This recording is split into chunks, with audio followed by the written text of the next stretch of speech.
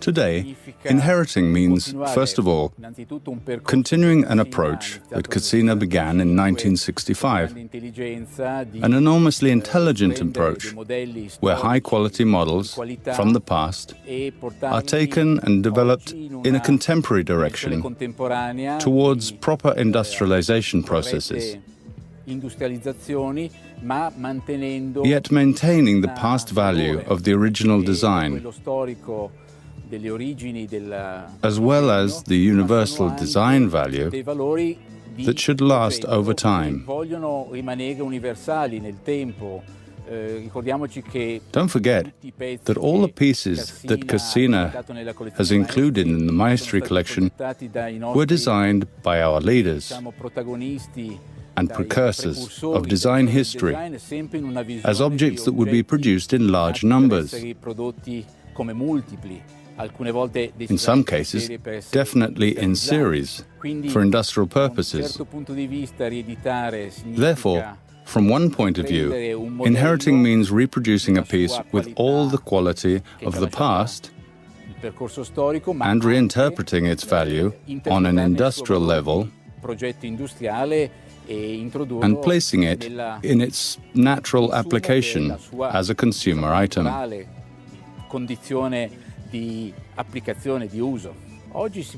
Today we can improve inheritance. Well, first of all, we need to do what is also my role as a design historian. That is, we need to study past design development carefully, and so, in this sense, inheriting well today means always respecting the particular qualities of the design as it was conceived.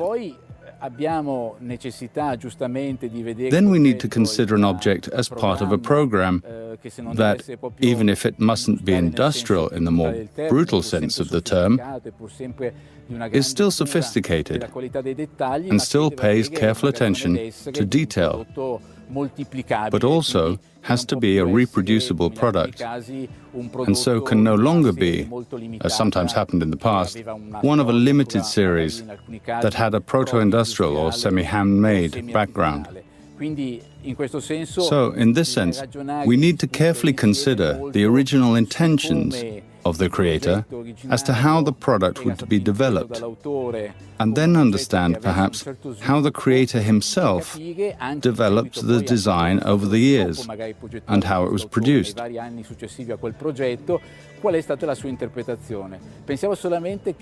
Just take the fact that the first example of Cassini's Maestri was with Le Corbusier, who was still alive when his first series of objects was produced. In that case, it was Le Corbusier himself who, after almost 50 years, re-inherited his pieces. In that case, there was an example of how a designer himself, with all legitimacy, worked within the concept of a new industrialization of his product.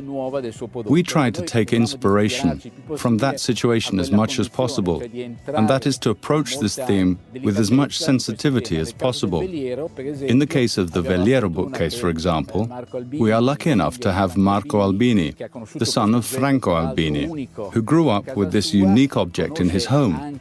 Having worked with his father, he was familiar with the spirit with which the object was designed, and was therefore an extremely important factor in what you could call the transfer in time of the design.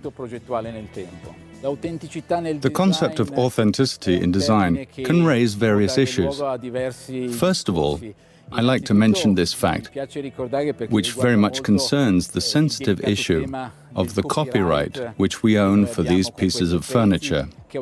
That authenticity is a key word in the greater issue of evaluating industrial products from the point of view of their patent. That is, their originality and their authenticity.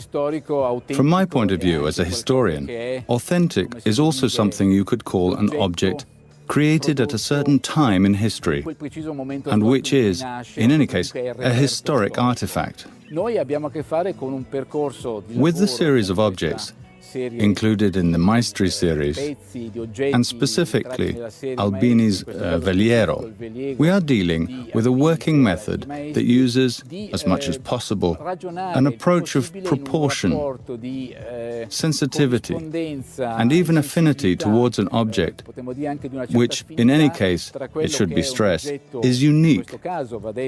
Only one original piece remains, which was designed for Albini's home in 1940, which, however, became a benchmark not only for Albini himself, but also for much of Italian design history as a research method.